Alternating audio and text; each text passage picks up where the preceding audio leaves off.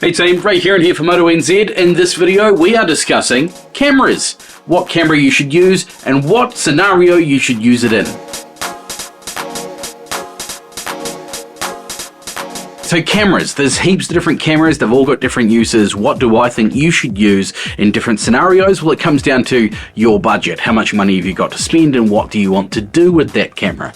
If you just want a camera to slap on your bike, capture everything all the time and be able to rip that video off when that person pulls in front of you or causes that crash or, you know, something for evidence, then you do not want an action camera. You don't want a GoPro, you don't want a DJI, you don't want an Insta360, you want a basic dash cam system. Now there are many different dash cam systems. A really good one that I've found is called Mercy Line. This is it here. So the Mercy Line system is really simple. We've got one camera on the back of the bike, we've got another camera on the front of the bike, and then we've got the brains of the operation under the seat of the bike. And so basically that's recording all the time, everything, and when you need to get the footage off it, you just connect your phone, whip off the 15-second clip or whatever it is, and you're away laughing. That's going to give you decent quality to be able to see number plates and that sort of thing, front and rear. Now the downside to having a GoPro in that sort of situation is that you're only going to get an hour to an hour and a half footage at a time without replacing the battery. If you wire it in, then you've got to clear the SD card or make it record on loop, and you've got a GoPro which is on your bike all the time or it's on your helmet. It's just a bit of faffing around. You want something that's set and forget. Now, if you want something to capture your ride, I've got one question for you. Do you want point of view, what you see, or do you want it fastened to your bike? There's two ways you can go here. Okay, when it comes to actually capturing everything on your ride, you'll want an action camera because you don't know whether you're going to ride through rain, mud, silt, slime, sun, anything. There's a lot of options. If you're going to mount the camera on your helmet, you're probably going to want a stationary camera, i.e. and not a 360 camera. And so you have got options from GoPro, DJI or Insta360. This is the GoPro Hero 9. And it's a pretty good camera. It's very small, mounts quite nicely on your chin. You can do replacement batteries for it, so you can take a few different batteries and put a big SD card in it and capture everything. This is the GoPro Hero 12 though. This would be my choice. The 12 is the same form factor as the 9, 10 and 11. Put a decent sized SD card in it. Get yourself a few of these Enduro batteries. I run probably 2 or 3 in a day and you can capture everything. 128 gig card should last you a full day's riding. No dramas. So I've got 2 of the GoPro Hero 12s. One of them I run with a standard lens, the other one I run with the Max Lens mod, which gives you a really wide field of view, means that you can put it on your chin and you can get all the handlebars, and it doesn't wobble around anything. It's got really good stabilization. Now, if you don't particularly like GoPro, and some people don't like GoPro, fair enough, the older ones were a bit dodgy. I've not had a problem with the 12s or the 13s, but the 9 through to 11 were a bit dodgy from time to time. Other options are Insta360. Now, Insta360 became quite famous with this, the Insta360 1R and 1RS. It's a modular camera in that we've got a 360 lens on here, but we can swap out the 360 lens for, and I'm looking to see if I've got one on the shelf, doesn't look like I do, a standard GoPro style lens for these cameras. So you can do the best of both worlds. You can do 360 or standard linear video. I have never used a linear lens because I feel if you're recording 360 then you can keyframe it and look at anything. You'll never miss the action.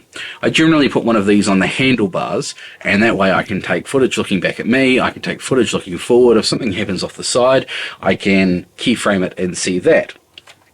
The Insta360 1R and 1RS are a little bit old hat now. They have been superseded by the Insta360 X3 and X4. This is the X4. This will do full 8K video, and when you crop it and keyframe it, it'll go down to 4K, give you nice crystal clear imagery. It's really, really good. The downside to this, as you can see, or you might be able to see, is the lens protectors get scratched really easily. So be very careful with an X3 or an X4.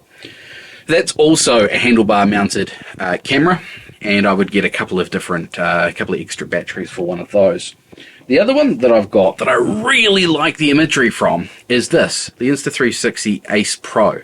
Now this can be mounted on the handlebars, but again it's a linear camera, so wherever you point it, it's going to see, and not like those 360 cameras. But the cool thing about the Ace Pro is that it has this flippy up screen on the back of it. So if you do mount it somewhere and you can't see the back of it, you can flip the screen up and see what you're looking at for selfie mode. That's quite cool.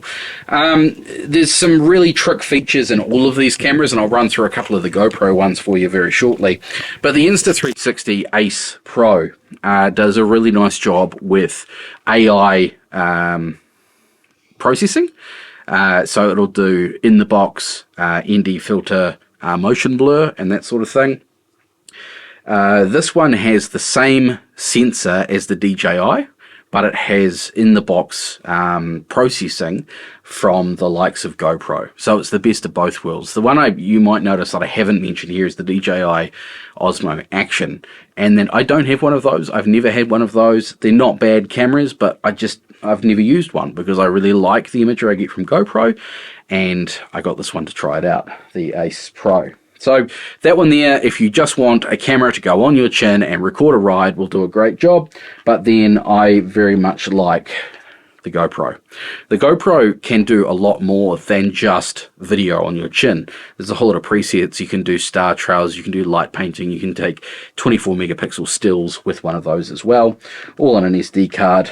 And that's pretty much action cameras in a nutshell. Of course, all of the chin-mounted cameras that I've shown you can go on the chin bar of your helmet. There's different mounts. If you know somebody with a 3D printer, they can probably make you one up, or you can get one online.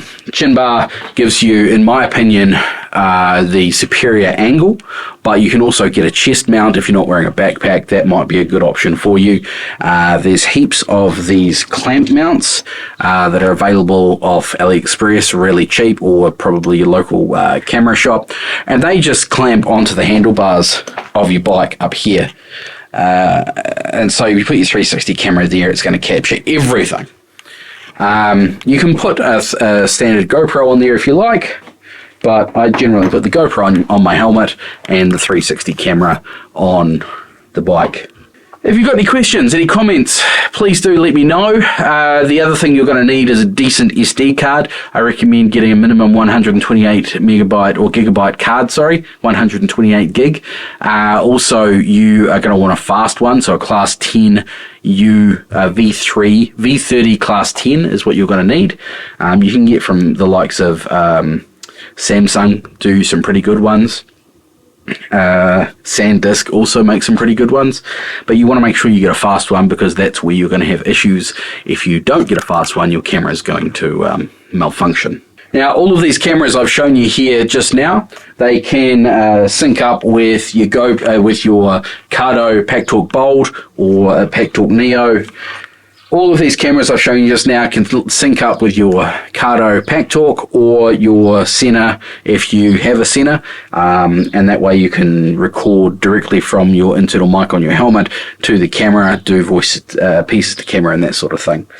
If you don't have extra batteries, you're going to want a decent USB-C power socket on your bike, or get yourself something like this. It's a battery bank. This one here is a 20-watt battery bank and has USB-C on the bottom of it. That'll charge your camera while you have a coffee or have lunch. Of course, there are myriad other mounting options. You can get things from Tellison that go around your neck. You can get clip mounts for cameras. You really got to do what feels right for you at the time. But yeah, jump online, have a look around, and if you've got any more questions, chuck them in the comments box below. Otherwise, thank you very much for watching. Hit that like button, hit that subscribe button, come along for the ride. We'll catch you in the next one. Hooroo!